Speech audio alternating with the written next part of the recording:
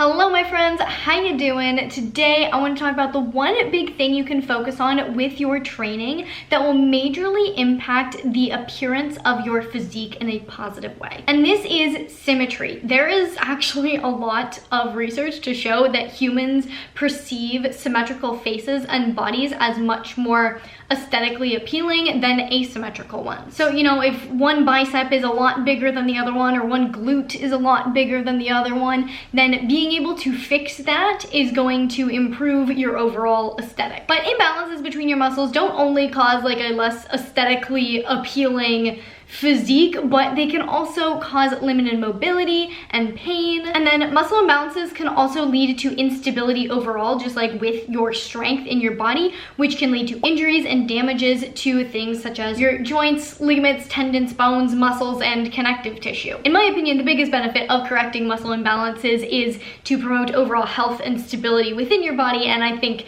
the aesthetics are just a nice fun bonus. Almost everyone has some amount of imbalance within their own body. Like, it's kind of unavoidable. Humans aren't built as anatomically perfectly symmetrical, so you're not like doomed to suffer forever if you have slight imbalances, but there are things you can do to fix them. Muscle imbalances are caused by one of two things. The first is structural. So this is like the insertion point of the muscle. So like if one bicep inserts here and the other bicep inserts just like a little bit lower, that's going to change the shape and length of your muscle on each arm. It can be caused by just your bone structure, your limb length. Like a lot of people have a leg that's a little bit longer. I personally have a very mild curve in my spine. It's not enough to be diagnosed with scoliosis, but it's like a very, very, very mild version of scoliosis. So you'll notice if you watched my like body updates or anything where you can just see me attempting to stand straight up and down, I actually like lean to the side a little bit, and that's because my spine is just like a smidge crooked. And then imbalances can also be caused in a functional way. So a good example of this is if you get an injury. This also could become a structural issue if, you know, you break a bone and it doesn't set right or something like that. But oftentimes,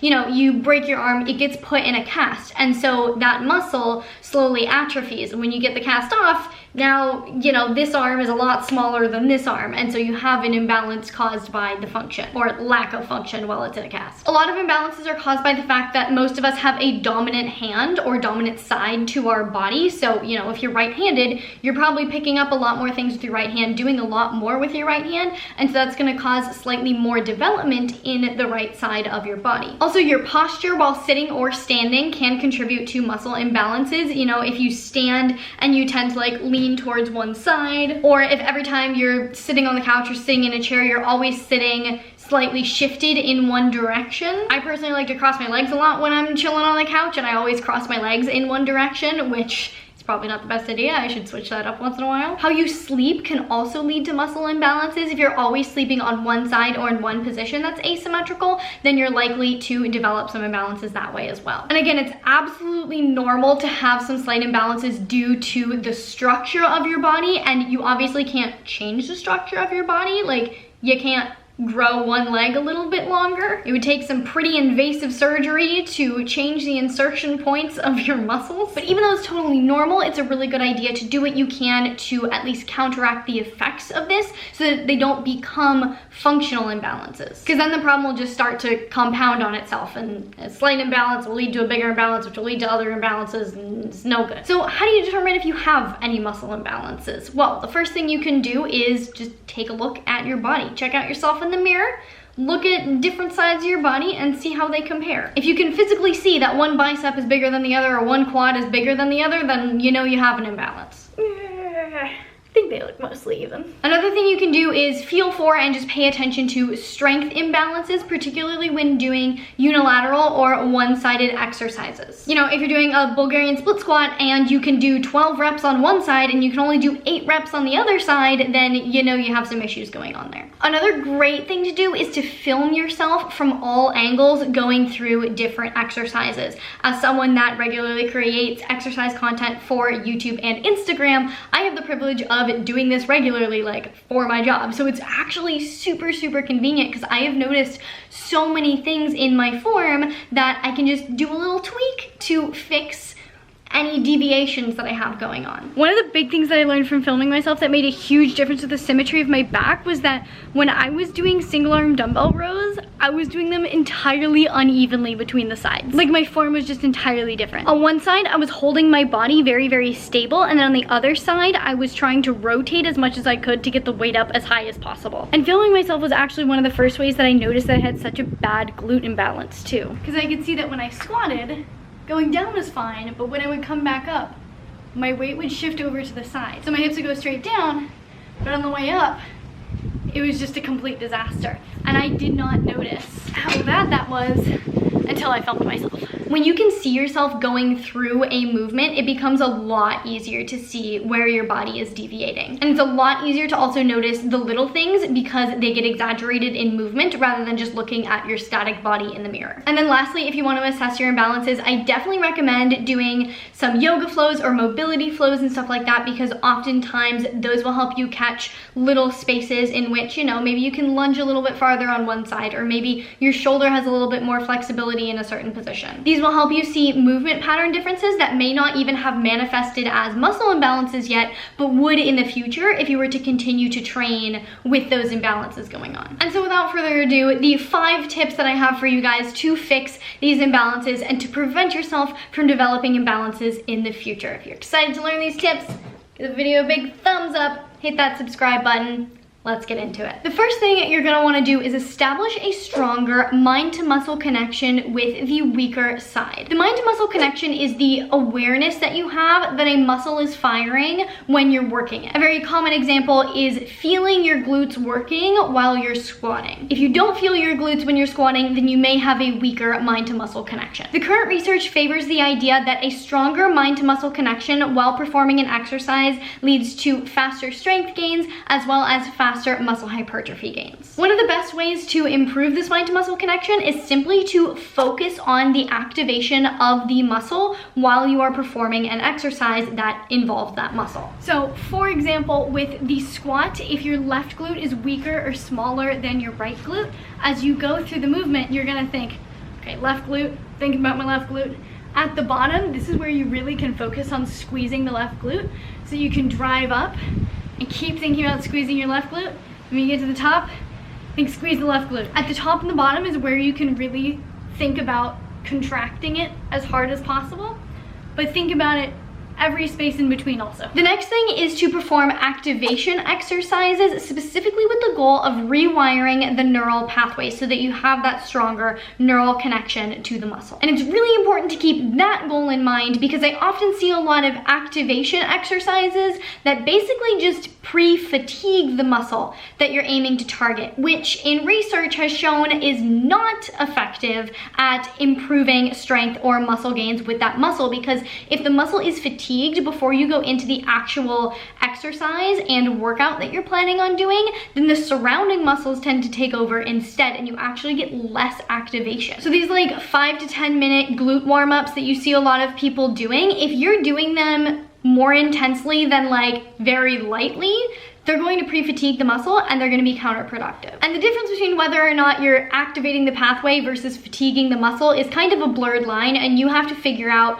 where that line is for yourself. But the feeling that you should be going for is the thought, oh hey, I feel this muscle working, like it is actively contracting, but not, oh hey, I am working this muscle, I feel the pump, I feel the burn. You should not be feeling the burn in your activation exercises. So for whatever muscle is lagging behind, you're gonna wanna pick a few activation exercises. If you just Google like activation exercises for XYZ muscle, whatever you want to work on, you will find a ton. You're obviously going to want to do this just on the weaker side and not on the stronger side, because you want to strengthen the stronger side while you're trying to strengthen the weaker side, or else you're just going to keep the imbalance going on.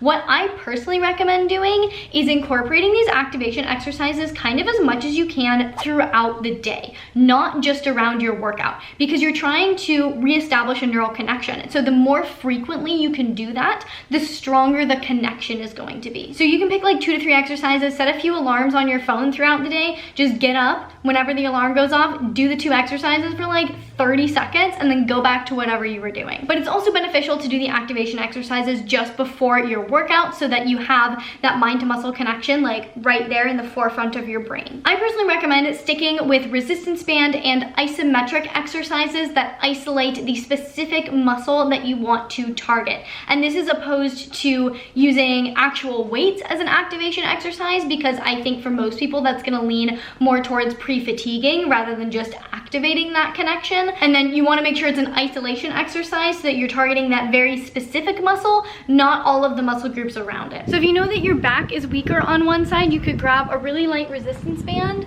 and do some single arm cable rows, and really make sure you're just focusing on the contraction and the squeeze, and not just trying to use like as much resistance as you can to fatigue the muscle. You just want to feel it working. One of my favorite glute activation exercises is the banded kickback, because it's really good at just isolating the glutes, because with your knee bent, that takes the hamstring out of it. So the only muscle that you can use to lift your knee up is your glutes. As an isometric exercise for one side of the chest, you might just grab onto something and push. You can't tell that I'm pushing really, really hard, but this muscle right here is contracting with a lot of force. And now neurologically, I'm a lot more aware of this muscle's ability to fire. So when I go into a bench press or a bigger movement that's going to involve more muscle groups or both sides of the chest, I'm going to be able to focus on my right pec if that's what I need to focus on. Tip number 2 for correcting your imbalances and preventing future imbalances from occurring is to make sure you are incorporating unilateral training into your workout programming. Unilateral training simply means single arm or single leg movements, where you're not using a piece of equipment like a bar or something that requires both of your limbs to be involved equally. Bilateral movements like the squat, deadlift, bench press, row, etc. are fantastic exercises. Like, I'm not saying don't do them, but they don't allow you to isolate different halves of your body. So if one half is weaker, the stronger half will be able to compensate. And this just reinforces bad recruitment patterns and deepens the imbalance. So a while ago, because of the slight curvature in my spine, I had developed a severe glute imbalance without really realizing it. And I didn't realize it until I was starting to squat, and I would watch myself come up out of the squat and my whole body would shift sideways before coming back into the midline. And so I was still able to squat, but clearly one of my sides was severely lacking in strength and ability to squat. So some really great examples of unilateral exercises to incorporate into your workout programming are the single leg Romanian deadlift, Bulgarian split squat, single leg hamstring press, chest press, shoulder press, single arm row, things like that. And it's really important to note, when you're doing unilateral work, always start with the weakest side. Let the strength of your weakest side determine the number of sets, reps, and weight that you're going to be using on your stronger side. And then do make sure you're using the same number of reps, sets, and weight on both sides so that you don't further reinforce the imbalance. Unless you have like a significant imbalance, which we'll talk about later, you shouldn't be adding a ton of extra volume to your weaker side. You should just be aiming for evenness with your training on both sides. Even if you don't have any imbalances, I highly recommend incorporating unilateral training into your programming, because first, it will help prevent future imbalances from developing. Also, it's really great at helping build stability. Like, there's so many other benefits to unilateral work. My third tip is to put work into mobility. The majority of imbalances stem from mobility differences, whether it be one hip being tighter than the other, one shoulder not having as wide of a range of motion, etc. For a lot of people, this is the root cause of their imbalances. And if you don't fix the root cause, you're just gonna have to keep doing all the work to compensate for it, rather than just fixing the root cause and then not really having to worry about it as much in the future. Like we talked about with the activation exercises, I also recommend doing mobility exercises regularly throughout the day. Again, frequency is king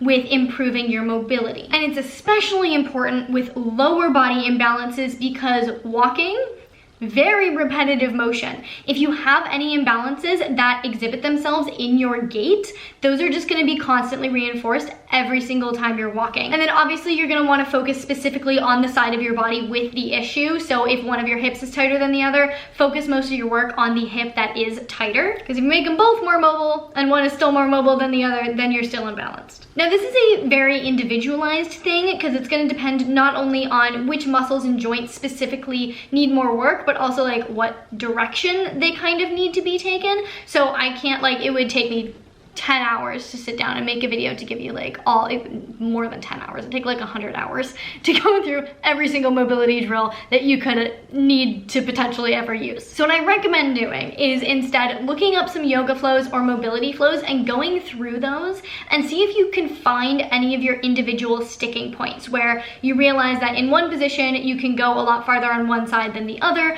or if you have some slight pain on one side compared to the other. Find those sticking points and then look up corrective exercise specifically for those joints or muscles. If you want some guidance with this, MAPS Prime Pro is an amazing mobility program that actually gives you a test to go through to test from head to toe all of the different joints to see where you actually need work and to help pinpoint where your imbalances may lie. And then after you go through the test, it gives you a list of different corrective exercises to implement to get your body to where it theoretically should be. I use MAPS Prime Pro personally very extensively when I was trying to fix my own glute imbalance. It worked wonders. It was really, really amazing. So I definitely recommend it. I will link it down below. And if you want to use my code FITAndNerdy, you can get yourself 10% off the program. My fourth tip is just to be mindful of your standing, sitting, and sleeping positions. Check in with yourself throughout the day and be like, hey, am I standing or sitting crooked? Should I adjust? And if you're having trouble just remembering to check in with yourself, I definitely recommend setting timers on your phone to check. You can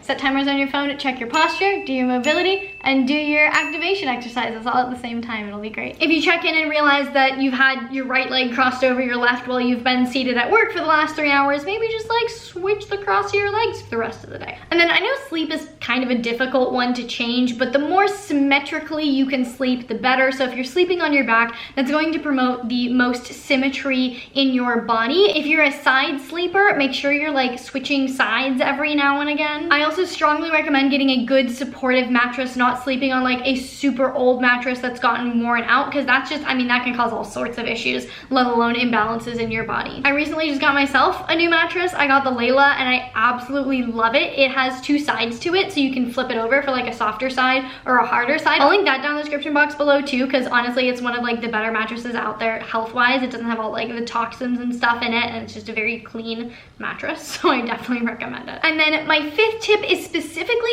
for major imbalances. These are ones that like other people can see in your body, not something that like only you can see. You're like, oh my god, it's so obvious, and everyone's like, what are you talking about? No, this is like, if other people can see that you're imbalanced, like my mom could see that I was standing crooked. If you have like major imbalances where you can tell that one muscle group like really needs a lot more work, this is where I recommend potentially adding a little bit of extra volume to your training of that muscle group. And all I recommend doing is adding like 1 to 3 sets specifically targeting that muscle at the end of your workout, not during your workout. If you do it during your workout, you're potentially just gonna cause more fatigue that's going to lead to other imbalances. You're gonna wanna make sure that what you're doing is an isolation movement, like purely isolates the exact muscle group that you want to target. If your left glute is not firing properly, you don't wanna be adding extra volume to an exercise that's also gonna be targeting your left hamstring. And as opposed to the activation exercises, this is where you're gonna wanna add like actual weight to the sets. So for example, if your right shoulder is smaller or weaker than your left shoulder, at the end of your workout, you might want to do just like 1 set of 10 lateral raises, or like 1 set of 10 front raises, or something like that, just to add in a little bit of extra volume, but nothing huge. So you might benefit from doing this if, again, you've had an injury and one of your muscles has majorly atrophied because you've had a cast on for so long, or if you just have very significant strength differences between the muscles, or again, if other people can see that there is a physical imbalance. And those are my top 5 tips for fixing muscle imbalances. If you guys have any imbalances, let me know down in the comments below, or if you've had them in the past and have managed to fix them, let me know if you have any other tips to add. If you like this video, if you learned something, please do give it a big thumbs up. It really does support me and my channel. I really genuinely appreciate it. Please share this video with your friends, your family, your neighbors. If you want to see more videos from me about health and fitness, you can check them out over here. To see future videos from me, make sure you hit that subscribe button, hit the little notification bell so you get notified when I post a video, and I will see you very soon. Bye.